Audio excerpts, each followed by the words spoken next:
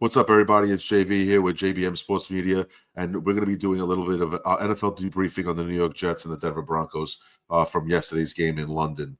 Obviously, it was a 13-11 win for the Denver Broncos, pushing the Jets to 0-6 on the season. It was a really poor offensive showing by the New York Jets. Their defense actually did pretty well, but obviously they couldn't get the job done. If you look here, Justin Fields had one of his worst performances probably of his career. I mean, I don't think he's done anything worse than this.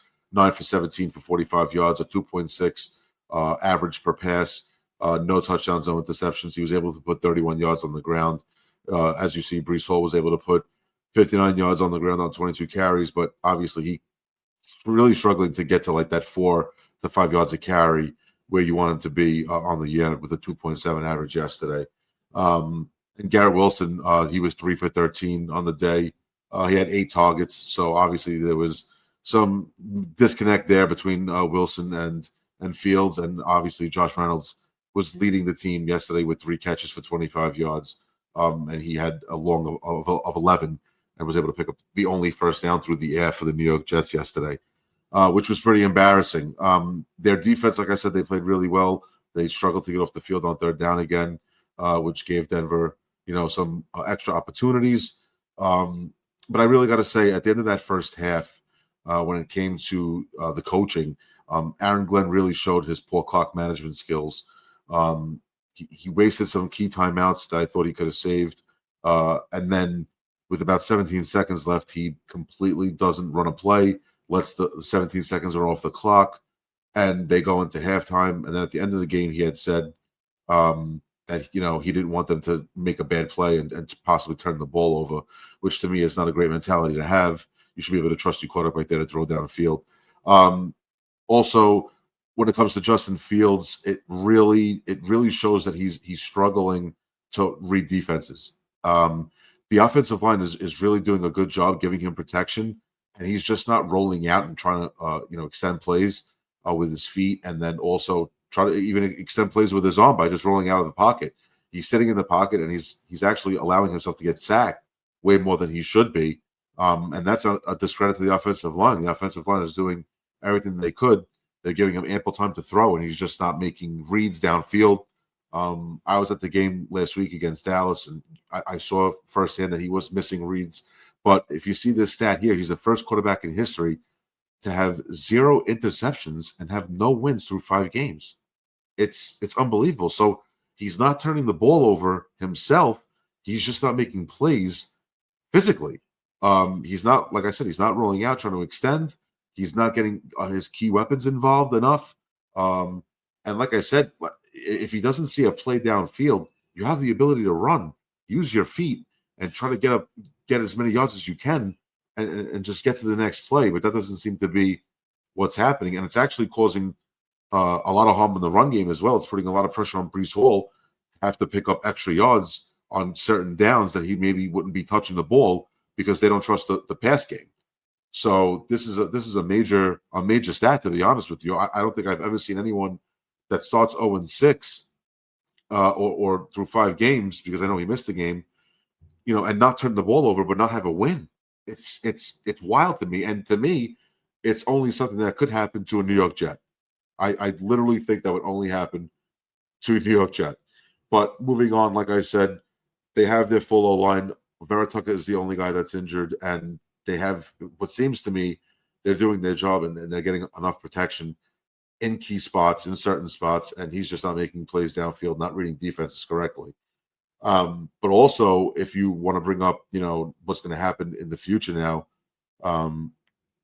Wilson is now injured. He had an MRI, and he's going to miss a couple of weeks with a knee injury. So what does this mean for Fields? What does this mean for the overall offense? How are they going to get coached up? How are they going to try to get plays downfield?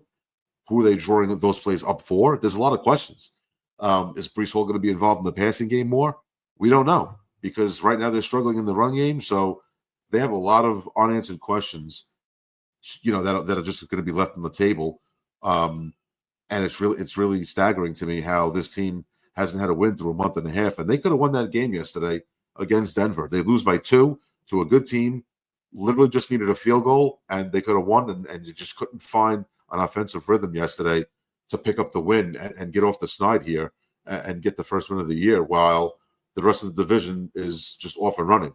But to wrap this up, I was really upset about Aaron Glenn's performance overall on the year.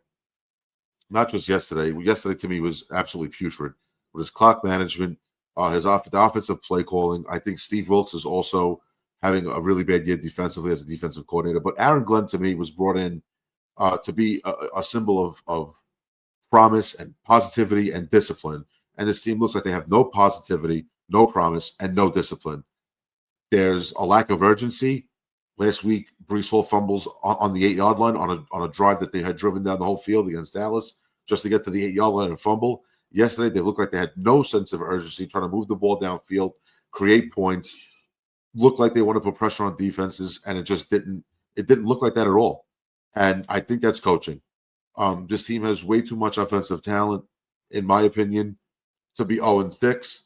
And I can only point at this man right here on the screen.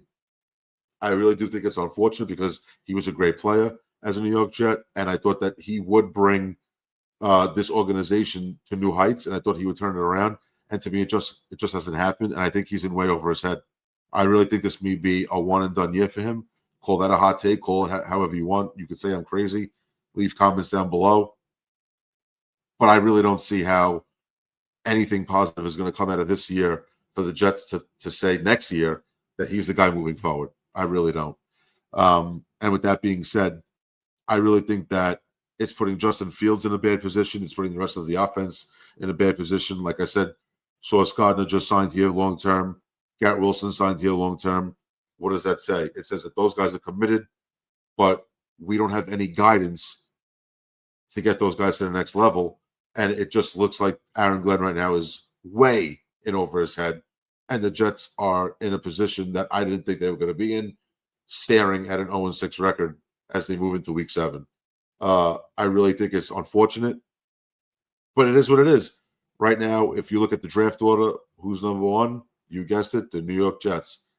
They would, at this point in the season, would be the number one pick, and they'd be able to draft a quarterback, I guess. What else would you do? They signed Fields to a 2-year deal, but obviously that probably wouldn't be kept. So, like I said, there's a lot of questions moving into Week 7. We'll see what happens, but this team has a lot of problems, and it starts from the top. It's not personnel to me. They have the player personnel is good enough. This team needs to be coached better, and we'll see as time comes.